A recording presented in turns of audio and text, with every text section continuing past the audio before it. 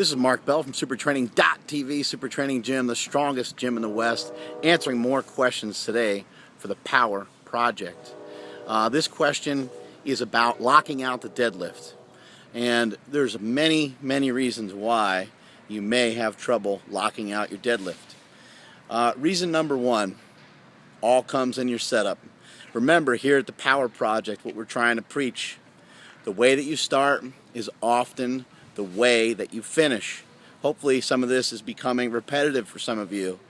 Hopefully this class is starting to pay attention and starting to understand the knowledge bombs that I'm dropping. The way that you start is oftentimes the way that you finish. So if you have a shitty starting position, even if your starting position is pretty good and then you get kicked out of it because you're not strong enough, or you don't have the mobility or a combination thereof, or you don't have the speed, or you don't have the tightness, or whatever it may be that's screwing you up at the bottom, that can definitely screw you up at the top. If you watch my last video where I did a pull against bands and chains, you can watch it on supertraining.tv. You can check it out on there. Just go look at the deadlift section, scroll down, and you'll see it. Pulled a pretty big deadlift, but I got yanked out of position bad, and I put it in the coach's eye so I could point out some things to you guys. And my hips, I call it your hips getting taken away from you. When your butt shoots up and your hips are back, how do you regain positioning? The answer is you don't. It's very hard to regain positioning. It can happen. It does happen. It's powerlifting. There's some mutants out there. It's just that it's very difficult to regain that positioning that you lost. You actually never really regain it. You just get momentum and you blast through it. It's kind of more what happens. But watch that deadlift. That's a great example of a shitty pull. It's a great example of getting yanked out of position and still being able to grind through a lift. So you got a couple of issues here. You may not know how to grind very good. I don't believe you mentioned whether you're deadlifting conventional or sumo. I'm just going to guess and say that you're conventional. Another issue that pops up that I see, it's very common, that most people don't think about. They don't think it's a problem of theirs. People have a hard time admitting it. But the grip. People have a hard time admitting that their grip sucks. Get a grip on reality and realize your grip sucks and start training that mofo. Start training that thing. Start training your grip. It's part of powerlifting. Having a good, strong grip is part of the process. It's part of the program. If you want to get big and you're an athlete, you want to gain some size, you want to gain some strength, you got to work your grip. Otherwise, you're not going to be able to handle large enough weights to help with growth, help get you bigger, help make you more jacked, help make you more tan even. I'll go as far to say that. So make sure you're working your grip. How do you work your grip? Pick a couple different grip exercises. Go on supertraining.tv and search for fat bar deadlifts. You can go on YouTube, go on Jim McD1234, go on his YouTube page. Subscribe to his YouTube page, by the way. But go on his YouTube page or my YouTube page, which is supertraining06. You can go on there and you can search for it. Look for fat bar deadlifts, or Mark Bell fat bar deadlifts, or Donnie Thompson fat bar deadlifts. I got the exercise from Donnie Thompson, the strongest power lifter who ever lived, with a 3,000 pound total. Anyway, so your grip could be an issue. Your starting position could suck. A couple other things here. We got the butt, we got the hamstrings, we got the posterior chain that everybody likes to talk about. Posterior chainmail.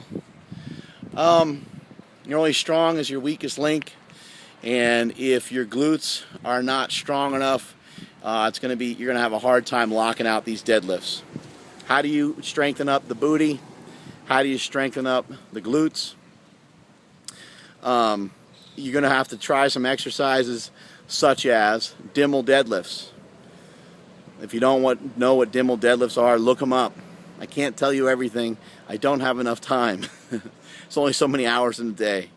Dimmel deadlifts. D-I-M-E-L, I think is how you spell it. Dimmel deadlifts, named after a former West Sider. That's a great movement. It's basically just a straight leg deadlift done for 9 million reps, but it's the top end of a stiff leg deadlift, only bringing the weight down to about your shin and back up and repeat for many reps. 3 sets of 30, 3 sets of 20, smoke them out with light weights, 30 to 40% of your max, probably be good enough. What's another exercise that we can look at? How about doing a partial range of motion? How about doing a rack pull or a pull where the weights are on blocks? That's what I've been doing. That's what I plan to do for the next 3 weeks. My lockout is not an issue, but I do not know how to use my hips good enough. I kind of suck at it, so it's something I'm working on. But doing a rack pull would be beneficial.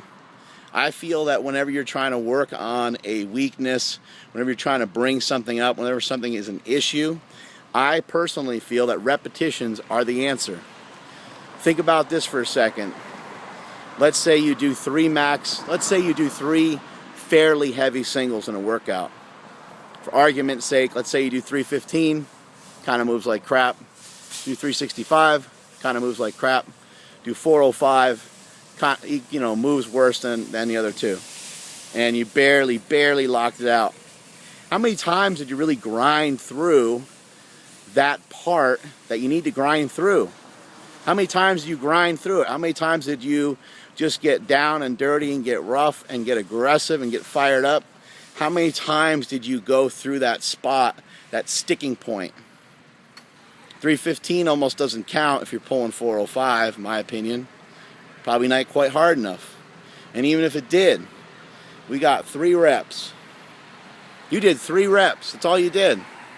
You did 3 reps. So you got to think like this.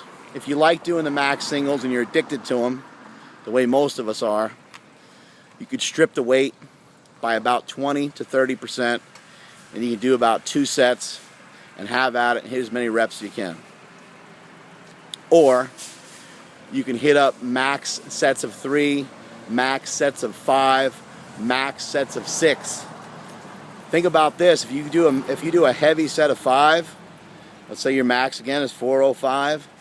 If you do a set of 5 with 335, let's say, that shit's gonna hurt.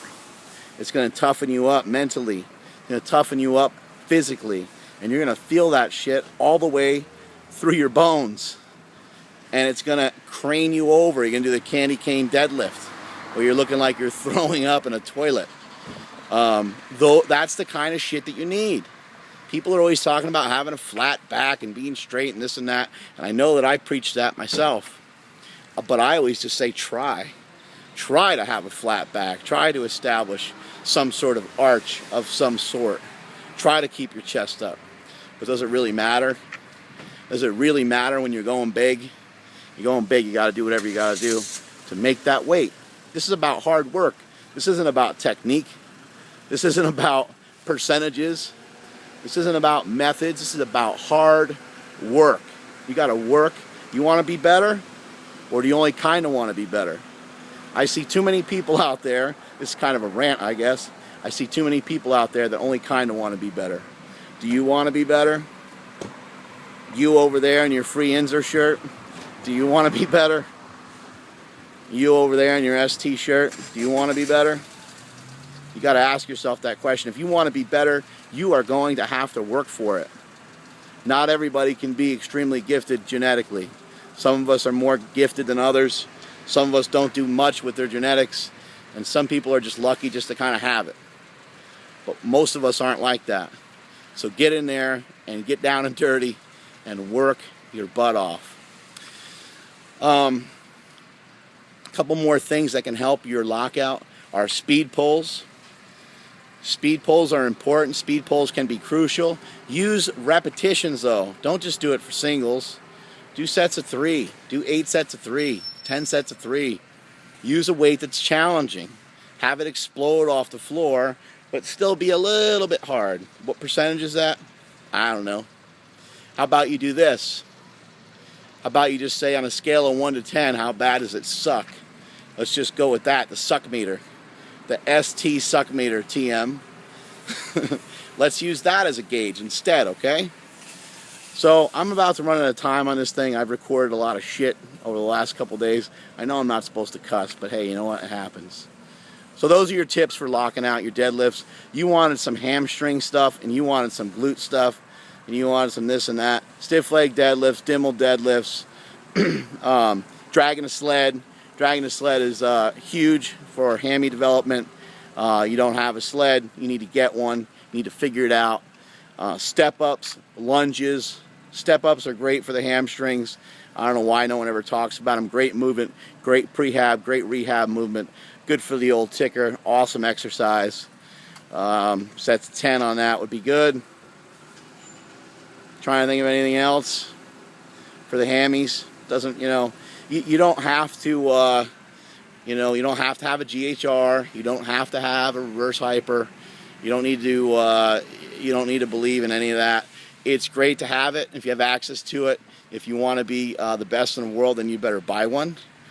But if you don't have one for now and you're scraping by and you don't have the means or the access to find one, then train without it. Do hamstring curls. People always bash the machines. Do some hamstring curls. Who cares? It's okay to do some hammy curls. Look at how big bodybuilders' hamstrings are. You don't think a lying leg curl works? I think it works. Look at the size of their hamstrings. A bigger muscle is going to be a stronger muscle. Anyway, I'm going to conclude with All I Want for My Birthday is a Big Booty Hoe. That is the most amazing song of all time. I just heard it recently. It came out a couple days ago from a guy named 2 Chainz. Think about that statement for a little bit, and I'm out of here. That is it from supertraining.tv. Later.